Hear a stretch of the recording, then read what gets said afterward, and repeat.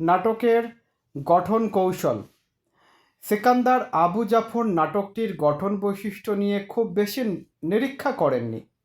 এমনকি দৃশ্যগুলো কিভাবে মঞ্চায়িত হবে তাও খুব স্পষ্টভাবে ব্যাখ্যা করা হয়নি। প্রসঙ্গত স্মরণ করা যেতে পারে মুনীর চৌধুরী রচিত কবর নাটকের কথা, যেখানে আলোর ব্যবহার, মঞ্চের গঠন, পরিবেশ প্রভৃতির বিস্তৃত উপস্থাপন লক্ষ্য করা যায়। তবে ইতিহাস আশ্রিত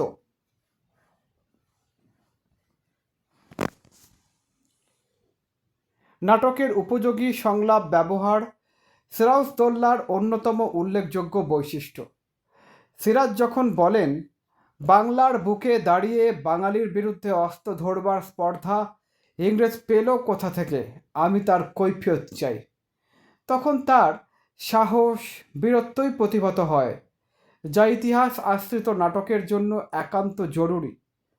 আবার এই সিরাজকেই তিনি তৃতীয় অঙ্কের প্রথম দৃশ্যে লুৎফার সঙ্গে সংলাপ বিনিময়ের সূত্র ধরে একজন হৃদয়বান, মানবিক গুণসম্পন্ন মানুষ হিসেবে, নবাব হিসেবে, স্বামী হিসেবে প্রতিষ্ঠা করেন। এভাবে যথোপযোগী সংলাপ ব্যবহার এই নাটকের গঠন কৌশলের একটি গুরুত্বপূর্ণ দিক। নাট্যকার ঈপ্সিত পরিবেশ সৃজনের প্রয়োজনে কখনো আলংকারিক সংলাপ ব্যবহার করেন। ড্রামাটিক রিলিফের জন্য রাইসুল জোহালার মতো চরিত্র সৃষ্টি করেন। তার সংলাপে সিরাজের সংলাপে নানা বিদ্রূপ, শ্লেষ কিংবা প্রতীকী বক্তব্য সমন্বিত করেন।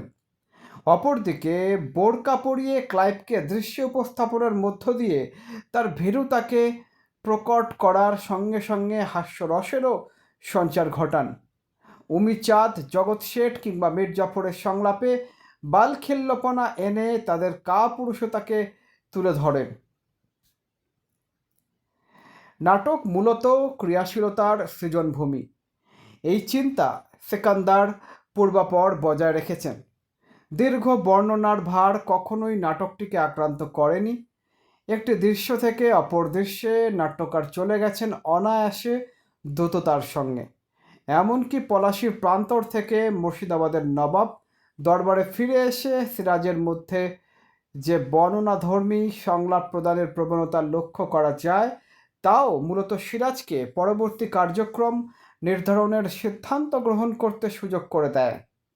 এছাড়াও প্রয়োজন অনুসারে অলঙ্কার ব্যবহার এবং দৃঢ় ও সাবলীল ভাষায় নাট্যিক বক্তব্যকে তুলে ধরার ক্ষেত্রে সিকান্দার আবু জাফর বিশেষ দক্ষতার পরিচয় দিয়েছেন।